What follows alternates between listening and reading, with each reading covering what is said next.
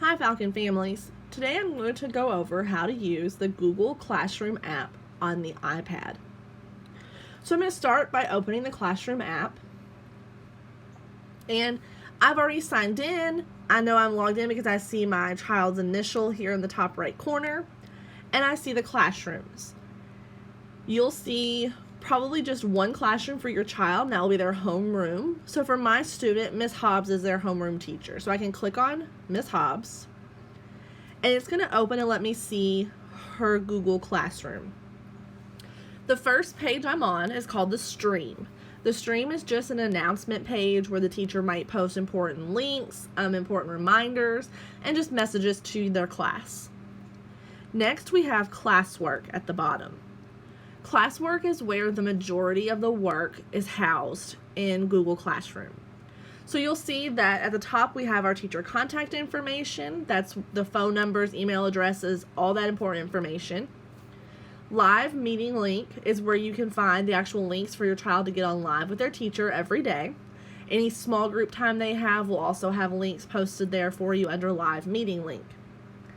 There's an NTI 2.0 resources section, which will be resources for the children to use during NTI if they need it during the day, and for you, the parent, as well to access if you need help. As we scroll on down, you'll see weeks of NTI. We're on week 3 right now, so under week 3, I can see that I have a weekly welcome, a weekly checklist, and then assignments for reading and math and special area for the week. Every week, your child's teacher will post a weekly welcome video, which will be just a message to the kids for them to watch to see what's happening that week. Maybe there's birthdays in the class or something exciting going on.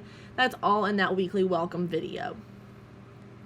Next, you'll always have a weekly checklist. The checklist is just an easy way to quickly tell exactly what work your kid has to do for the week and their live schedule. So you'll see the daily schedule for when your child needs to be on the computer live with their teacher, as well as your checklist.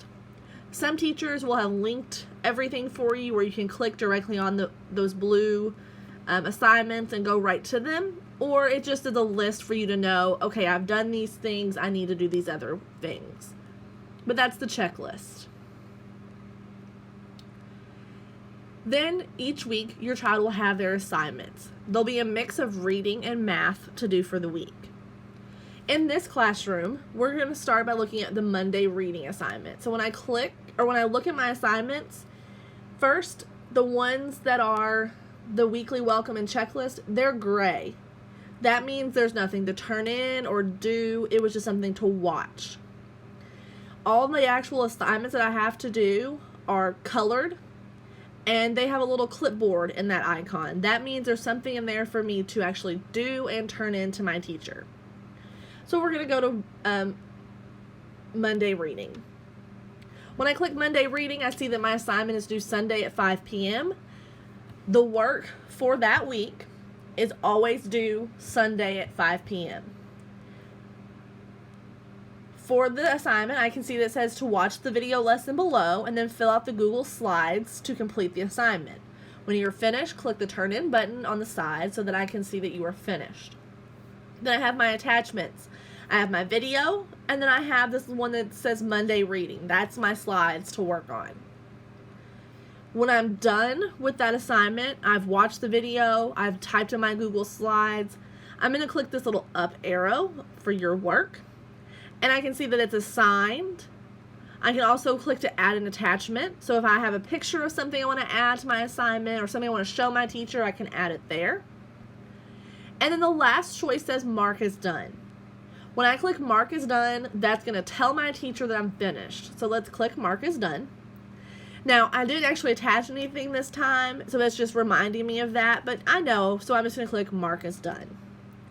Now that assigned turned to say turned in. So now I know that my reading for Monday has been turned in. I'm good to go on that assignment. Let's go back. For Math Tuesday, same thing. It says to watch the video and fill out the Google Docs.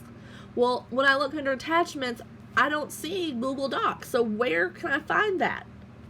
Well, if I click that up arrow, here it is, right here under your work. I can click Tuesday Math, and it's going to open up my doc that I need to type my answers in.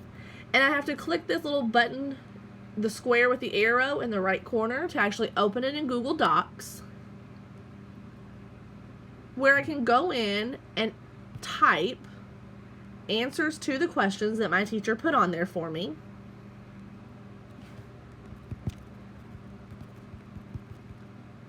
When I'm done with my assignment, I'm going to click the little check arrow in the corner.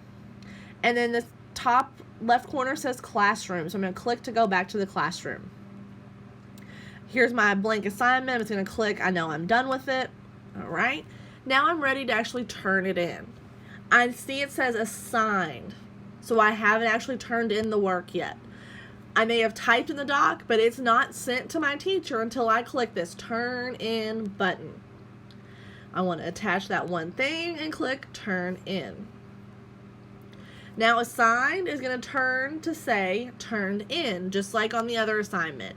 So I know this one is good to go. Now if I realize that I forgot to do something, I left off an important piece of my assignment, I can always click the unsubmit button. And yes, I want to unsubmit. And then I have it back and I can still continue to work on that assignment. I just want to make sure that when I'm truly all finished, I have to click turn in again to send it back to my teacher.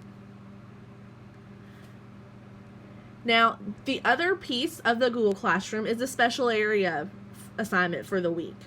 So when we click on special area, you'll see that there's a link for a Google Meet for your child to get on with their special area teacher. And then under the Your Work arrow, there's their choice board to click on and do activities.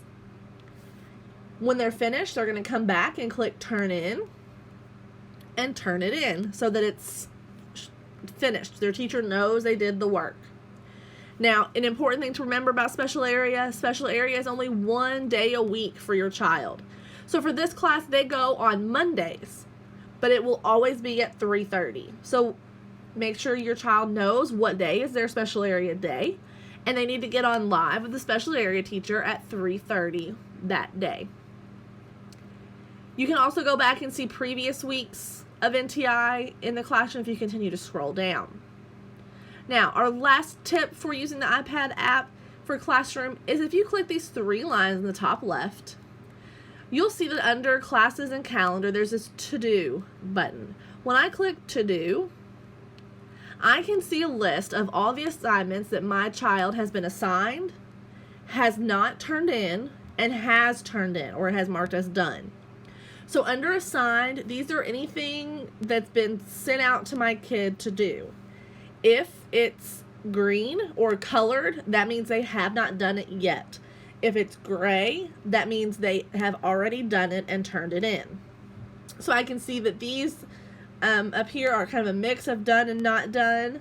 And then I can even click to see what assignments under next week still have not been finished. So these are the ones that need to be finished by Sunday at 5 p.m.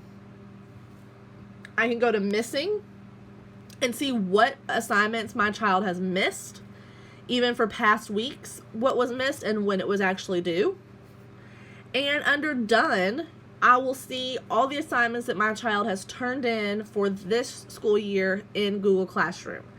I can click all the different little arrows to see all the different assignments and what they've done.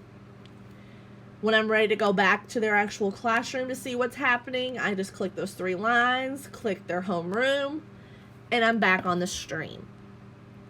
I hope this video was helpful to help you with understanding the Google Classroom app on the iPad. If you need further assistance, please do not hesitate to reach out to your child's teacher, and they will either provide you help and do what they can to help out, or they'll direct you to the tech team for even further assistance.